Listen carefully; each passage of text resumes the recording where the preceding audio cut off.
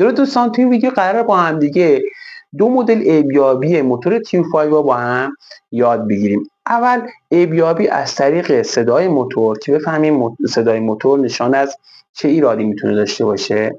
همچنین در موتورهایی که روغنسوزی دارن یا دود آبی دارن، عیب‌یابی این روغنسوزی یا دود آبی از این نظر که بفهمیم این روغنسوزی به دلیل لاستیک‌های ساق سوپاپ هستش یا رینگ و پیستون و خرابی اون هستش.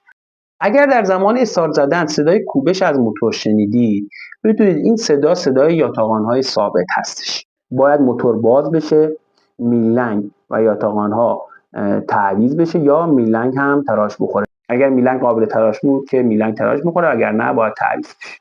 اگر در دور موتور 2500 تا 2700 صدای کوبیدن و یک صدای خشن از داخل موتور دیدید، بدونید که ایراد مربوط به یاتاقان‌های متحرک هستش. اگر زمان استارت یک صدای کمی شنیدید و بعد از اون این صدا بعد از گرم شدن موتور این صدا قطع شد، بدونید که ایراد از گژن پین هستش. گژن پین در جای خودش لغو شده و با گرم شدن موتور و حرارت روغن موتور به این قسمت ها باعث میشه که به دلیل انبساط قطعات گژن پین در جای خودش ثابت باشه و این صدا قطع بشه.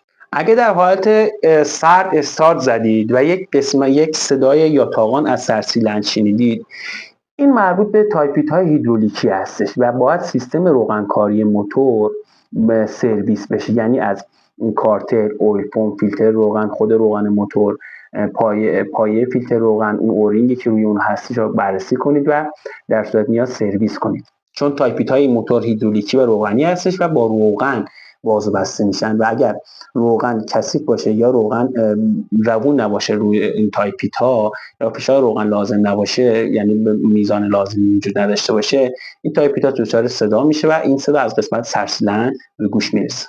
یک صدای دیگه هم صدای تسمه دینام هستش که به صورت زوزه به گوش میرسه.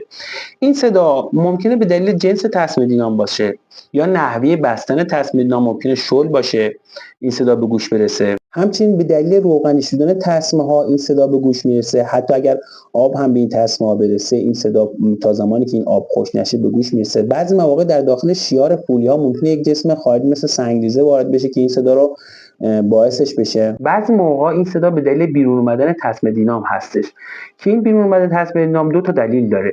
بعضی مواقع ممکنه فولی سر میلنگ به درستی بسته نشده باشه. دقت کنید که لبی فولی سر میلنگ به سمت کاور تسمه تایم باشه.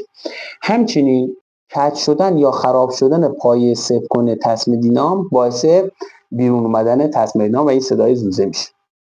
خب بریم سراغ عیب‌یابی بعدی. چطور بفهمیم روغنسوزی یا دود آبی ناشی از خرابی لاستیک‌های ساق سوپاپ یا رینگ و پیستون هستش؟ ببینید، اگر خودرو رو جایی پارک کردید و بعد از چند ساعت استارت زدید و در زمان استارت اولیه دود آبی از اگزوز خارج شد و بعد از گرم شدن قطع شد این دود آبی، یا هنگام تعویض دنده ها دیدیم دود آبی از اگزوز بیرون میاد، ایراد از لاستیک‌های ساق سوپاپ هستش. اما اگر اول صبح یا بعد از چند ساعت خاموش شدن موتور دود آبی مشاهده نکردیم در زمان استارت زدن یا موقع تعویض دنده دود آبی مشاهده نکردیم، اما در زمان گرم شدن موتور و با بالا آمدن دور موتور بین 2500 تا 3000 دود آبی دیدیم از اگزوز خارج شد، این به دلیل خرابی رینگ ها و پیستون هستش.